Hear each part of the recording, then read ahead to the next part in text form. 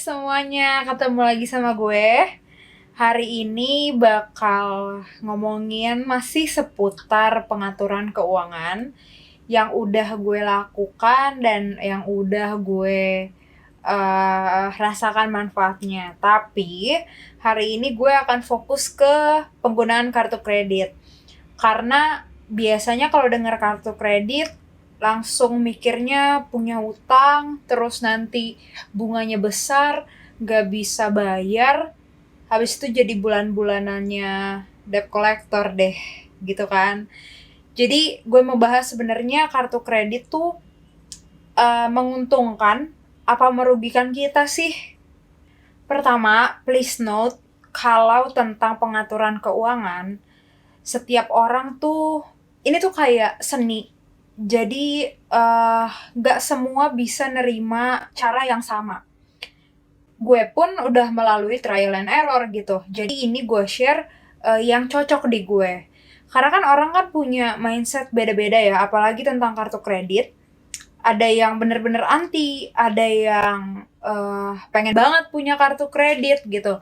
Nah kalau gue memang dari awal menghindari pemakaian kartu kredit. Cuman gue nggak anti gitu. Sekarang aja gue punya kartu kredit dan setiap bulan pasti ada tagihannya karena kayak Spotify gue pakai kartu kredit gitu. Airbnb pakai kartu kredit. Terus gym pakai kartu kredit juga gitu. Jadi menurut gue kartu kredit sekarang malah jadi kebutuhan gitu. Tapi buat gue punya kartu kredit itu bukan keharusan. Jadi yang pertama kita punya harus kepercayaan diri dulu. Maksudnya kalau ternyata gue punya kartu kredit, gue pede nggak, merasa bisa nggak untuk ngehandle diri gue sendiri. Itu dulu sebenarnya yang harus kita tanyain ke diri masing-masing sebelum punya kartu kredit. Nah, selama gue menggunakan kartu kredit, gue ngerasain malah banyakan manfaatnya ya buat gue pribadi. Kayak misalnya nih, yang paling sering adalah cashback. Cashback tuh biasanya ada di tempat-tempat kalau kita beli barang elektronik. Biasanya tuh mereka ngasih cashback dan cashbacknya lumayan banget. Cuman mereka biasanya minta untuk cicilan gitu baru bisa dapat cashback. Buat gue sendiri, kalau cashbacknya lumayan banget, itu gue malah seneng gitu, gue malah menguntungkan.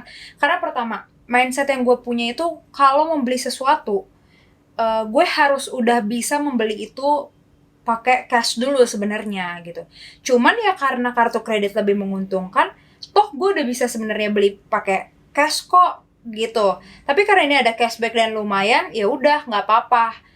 Kalau misalnya dia minta cicilan, selama cicilannya 0%, ya gue oke, gue bakal ambil itu gitu. Gini deh contohnya, misalnya kita beli handphone di bulan Januari harganya 26 juta. Terus cashbacknya mereka let's say 2 juta gitu kalau pakai cicilan 0% gitu kan. Nah, berarti harga handphonenya sendiri tinggal 24 juta. Tapi kan karena mereka minta cicilan 0%, misalnya 1 tahun cicilannya, ya berarti tiap bulan kita harus bayar 2 juta gitu, ya kan. Nah, buat gue sendiri cicilan itu justru membantu gue untuk budgeting. Karena kalau misalnya nih, bulan Januari gue langsung ngeluarin 24 juta gitu.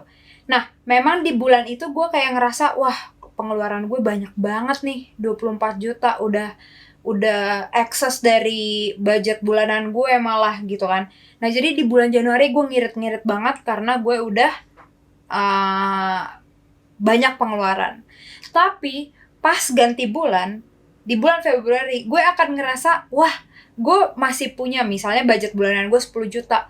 Wah, gue masih punya 10 juta nih buat di-spend bulan ini. Jadi, argonya udah ke nol lagi. Padahal, kalau kita cicilan nih, misalnya 2 juta per bulan kita bayarin gitu, yang 2 juta itu udah masuk ke budget bulanan, mengurangi budget bulanan kita. Jadi kalau gue cicilan, kalau seandainya gue buat cicilan tuh biasanya gue bagi ke 12 gitu. Langsung gue bikin laporan keuangan 12 bulan.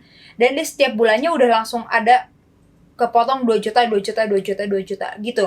Jadi untuk 12 bulan berikutnya gue hanya boleh spend 8 juta gitu. Jadi menurut gue itu malah bantu gue untuk ngirit gitu. Bahkan gue biasanya beli sesuatu tunai, suka gue bagi 12 supaya bulan-bulan depan tuh gue nggak merasa argo gue mulai dari nol gitu. Itu sih kalau gue udah dapet cashback, terus dengan cicilan tuh malah membantu kita untuk makin ngirit gitu. Itu sih yang pertama yang gue rasain, keuntungan pakai kartu kredit. Nah, kalau ini kayaknya semua orang tahu kalau kita transaksi pakai kartu kredit, biasanya tuh kita dapat poin atau reward gitu. Rewardnya ini kehitung terus sampai gue berapa kali tuh makan gratis karena reward kartu kredit. Atau misalnya lagi belanja bulanan, terus tiba-tiba bayarnya cuma sedikit karena dipotong reward kartu kredit gitu. Menurut gue itu sangat menguntungkan gue, karena gue nggak ngitung-ngitung kan, maksudnya setiap gue pakai kartu kredit itu gue nggak ngitung, oh gue dapet poin berapa nih gitu. Jadi tiba-tiba kayak mbak, poinnya ada sekian ratus ribu, mau dipakai apa enggak? Oh ya, why not gitu. Itu juga keuntungan buat gue, karena ya kayak dapet hadiah yang tidak diharapkan gitu loh.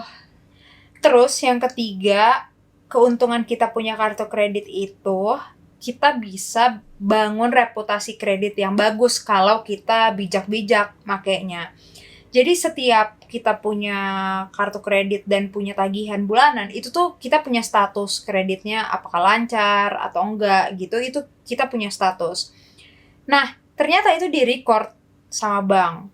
Dan kalau seandainya nih kita lancar selama pemakaian, nggak pernah ada masalah, terus sewaktu-waktu kita butuh untuk ngajuin pinjaman ke bank, contohnya KPR misalnya gitu.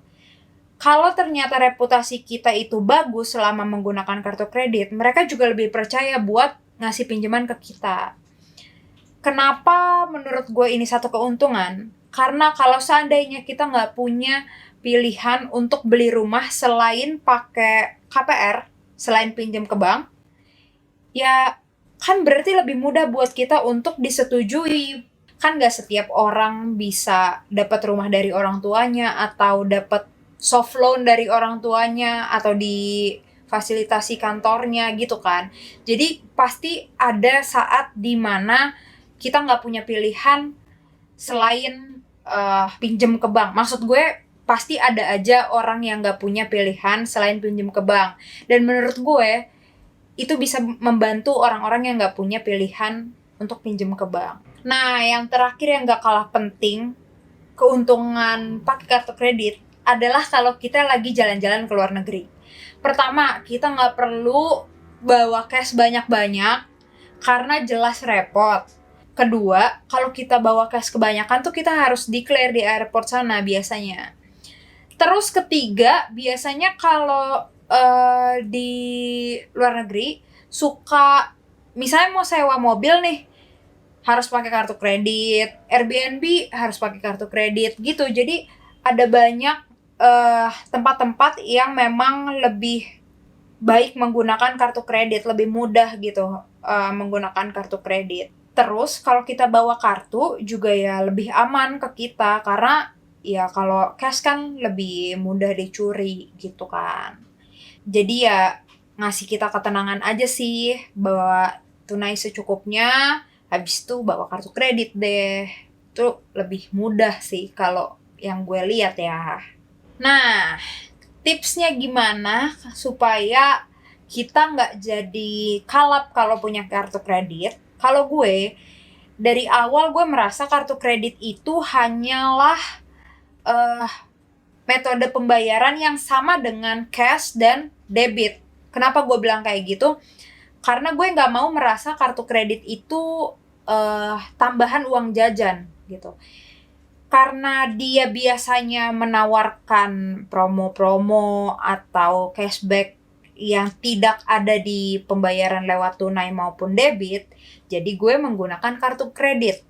Nah, biasanya setelah gue gunakan, Misalnya gue habis jajan 812.000 gitu, 812.000. Ya habis itu langsung gue transfer dari rekening tabungan gitu, rekening yang cash, itu langsung gue pindahin ke pembayaran kartu kredit. Jadi pagunya berapa, misalnya nih pagu kita 1 juta gitu tiap bulan. Nah 812.000 udah gue pakai, ya udah langsung gue transfer pembayaran kartu kredit, ya pagu dia jadi 1 juta lagi gitu. Jadi full terus pagunya, dia hanya benar-benar sebagai pengganti pembayaran tunai atau debit aja karena dia lebih menguntungkan. Itu aja sih kalau gue mikirnya. Jadi bukan, oh karena gue nggak punya uang sekarang, gue punya kartu kredit, gue pakai kartu kredit dulu, nanti aja bayarnya kalau udah gajian. Nggak gitu, kalau gue nggak kayak gitu. Itu cara supaya gue nggak merasa kartu kredit ini tambahan uang jajan. Tapi balik lagi, semua itu ke kepercayaan diri masing-masing dan mindset masing-masing. Mana yang paling nyaman, itu yang kalian lakukan buat pengaturan keuangan kalian. Kalau gue, menurut gue ini nyaman di gue dan berhasil di gue. Makanya gue berani sharing. Dan yang harus diingat, punya kartu kredit tuh gak gampang. Mereka punya syarat-syarat dan bank tuh biasanya nge-assess dulu nasabahnya, kira-kira cocok nggak ya dia megang kartu kredit gitu. Soalnya kalau kita yang mengajukan permohonan sendiri, itu tuh bahkan slip gaji kita tuh diminta sama bank. Karena dia harus assess dulu, dia nggak mungkin ngasih kartu kredit ke orang yang asal-asalan gitu. Ya dia juga nggak mau rugi kan, dia maunya pembayarannya tuh lancar gitu. Gitu sih yang gue lakukan. Setiap pakai langsung bayar gitu. Dan kalau ternyata cicilan, ya gue bagi ke 12 bulan cicilannya. Dan sebelum gue make kartu kredit itu, ya gue udah punya cash dulu yang memang sudah gue relakan untuk gue keluarkan sekaligus sebenarnya. Tapi karena penawaran kartu kredit lebih menguntungkan, ya kenapa enggak? Itu kalau gue. Nah, itu aja video buat hari ini. Semoga mengubah, nggak harus mengubah sih, tapi semoga memberi perspektif yang lain buat kartu kredit. Oh iya, kalau ternyata kalian pakai kartu kredit, jangan pernah membayar hanya tagihan minimum. Jadi biasanya tuh dia ada minimum payment-nya gitu. Misalnya tagihannya 40.000 gitu. Kalau nggak salah minimum payment-nya tuh 10% gitu, jadi 4.000. Nah, itu kalian abaikan aja lah pokoknya. Pokoknya berapa yang kalian pakai, segitu juga yang kalian bayar. Gitu. Oke, sampai ketemu di video-video selanjutnya. Bye-bye.